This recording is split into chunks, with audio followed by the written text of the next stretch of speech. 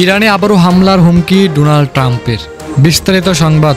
ইসরায়েলের সঙ্গে টানা 12 দিনের যুদ্ধে ইরান জয় পেয়েছে এমন দাবি করেছিলেন দেশটির সর্বোচ্চ নেতা আয়াতুল্লাহ আলী খামেনি। তার এই দাবির তীব্র সমালোচনা করেছেন যুক্তরাষ্ট্রের প্রেসিডেন্ট ডোনাল্ড ট্রাম্প। হুমকি দিয়ে তিনি বলেন, পারমাণবিক অস্ত্র তৈরি করার চেষ্টা করলে দেশ ইরানে আবারও বোমাবর্ষণ করবে। ট্রাম্প নিজ মালিকানাধীন সামাজিক যোগাযোগ মাধ্যমে ট্রুথ সোশ্যালে দেওয়া পোস্টে ইরানের সর্বোচ্চ নেতার উপর রাগ ঝেড়েছেন। মার্কিন প্রেসিডেন্টের দাবি করেন তিনি খামেনিকে এক সহিত ও অপমানজনক মৃত্যুর হাত থেকে বাঁচিয়েছেন। ট্রাম্প আরও লেখেন, আগের দিন এক বক্তব্যে ইরানের বিজয় দাবি করার সময় খামেনি নির্লজ্জ ও বোকামি সম্পূর্ণ মিথ্যা বলেছে।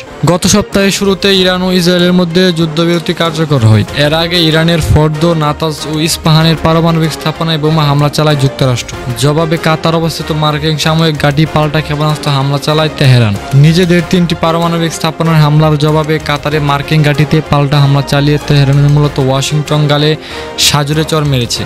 12 দিনের সংঘাত বন্ধের পর দেওয়া প্রথম ভিডিও বার্তায় এমন কথাই বলেন খামেনি। জবাবে গতকাল শুক্রবার দেওয়া পোস্টে ট্রাম্প জানান, চূড়ান্ত কিছু করা থেকে ইসরায়েলে সরে আসতে বলেন তিনি। পোস্টে খামেনির উদ্দেশ্যে ট্রাম্প লেখেন, তার দেশ ধ্বংস হয়ে গেছে, তার 3টি ক্ষতিকর পারমাণবিক স্থাপনাও ধ্বংস হয়ে গেছে। আমি এটা জানতাম যে তিনি কোথাও আশ্রয় নিয়েছেন। আমি ইসরায়েল ও বিশ্বের সবচেয়ে শক্তিশালী মার্কিন সামরিক বাহিনীকে দিয়ে তার জীবন শেষ করে দেয়নি। মার্কিন হামলা ইরানের পারমাণবিক সক্ষমতা ধ্বংস হয়েছে কিনা তা নিয়ে তুমুল বিতর্ক শুরু করেছে।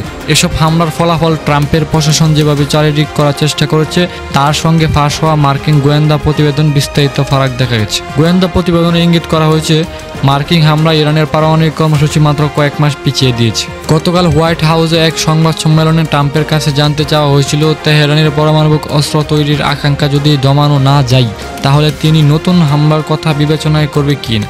মার্কিন প্রেসিডেন্ট দ্রুত জবাব দেন, অবশ্যই এটি প্রশ্নতীত। ট্রাম্প আরও আশা প্রকাশ করেন, আন্তর্জাতিক পরমাণু শক্তি সংস্থা IAEA কিংবা অন্য কোনো স্বীকৃত স্থাপনার পর্যটকদের নিজের পারমাণবিক স্থাপনা পরিদর্শনের সুযোগ দেবে তেহরান। তবে IAEA এর সঙ্গে সহযোগিতার সম্পর্ক স্থগিতের বিষয়ে ইরানের পার্লামেন্টে একটি বিল পাস হয়েছে।